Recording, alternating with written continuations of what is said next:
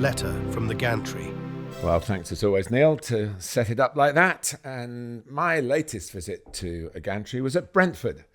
The facilities very commentator-friendly, as indeed are the entire staff at the club. The visitors were Southampton, looking for a first point and also a first goal since promotion. They didn't get the point, but they managed the latter, though only as a consolation in the closing moments of a 3-1 defeat. It was my close-up view of an element of what I'm calling the goalie go-round, a shuffling of custodians between Premier League clubs, mostly in the final hours of the transfer window. Maybe a domino effect, or a particularly loud cry from coaches of, "Find us keepers." The keeper in question in my line of sight was Aaron Ramsdale, bought by Southampton from Arsenal and registered just in time to make his debut in West London. Greeted in the stadium by his new fan base as England's number one, he learnt quickly that passing from the back was a non-negotiable demand from his new manager, Russell Martin. 2 of the 3 goals he conceded were when that philosophy backfired, but on neither occasion was it the fault of Southampton's new keeper. The third was confirmed by the beep on the referee's watch. Despite Aaron's scrambling effort, the ball had crossed the line, a case of goal tech at the G-Tech. Incidentally, there was no hint of resentment from the Saints supporters of his time spent at South Coast rivals Bournemouth. And actually, on the goalie go-round, Arsenal came up with a signing from Bournemouth to fill that gap on their roster. They acquired on loan Neto, the Brazilian, club captain at the Vitality Stadium. Maybe the lifelong friendship of the 2 managers, Andoni Iraola and Mikel Arteta, smoothed through the move. Iraola himself went big in filling the Neto gap with fellow Spaniard Kepa Arrizabalaga, who had found himself back at Chelsea, but in their notorious bomb squad. Bomb as in bombed out. He'd been expendable at Chelsea even last season, sent on loan to Real Madrid, when another former Chelsea number 1, Thibaut Courtois, suffered an early season knee injury. Kepa didn't play much, but he did collect a Champions League winners' medal and also helped Real win the league.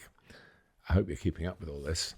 So Kepa has now moved from the Bernabeu via the bridge to Bournemouth, and on his debut watched in astonishment from the other end of the pitch as his new team turned a 2-0 deficit into a 3-2 victory in those extraordinary late minutes at Everton.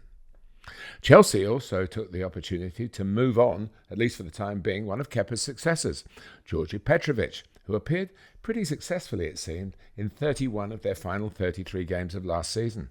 The Serb has gone on loan to Strasbourg, a club with Chelsea ties, of course, so it's not clear whether Strasbourg's need was the greater or whether he'd outgrown his usefulness at the bridge. We'll find out in time.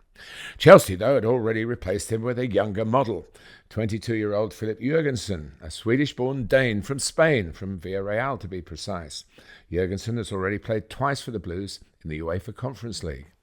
Petrovic was brought into the Premier League from the USA, from MLS club New England Revolution, where he'd followed Matt Turner, who became another spoke of our wheel of the magic merry-go-round for goalkeepers.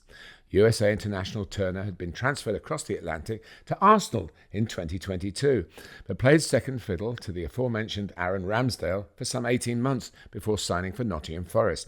You can see how interwoven this all is.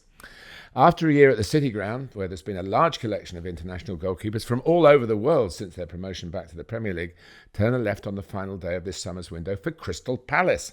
Just a few weeks after his rival in Nottingham, the Greek keeper, Odysseus Vlachodimos, also made a switch in the Premier League to Newcastle.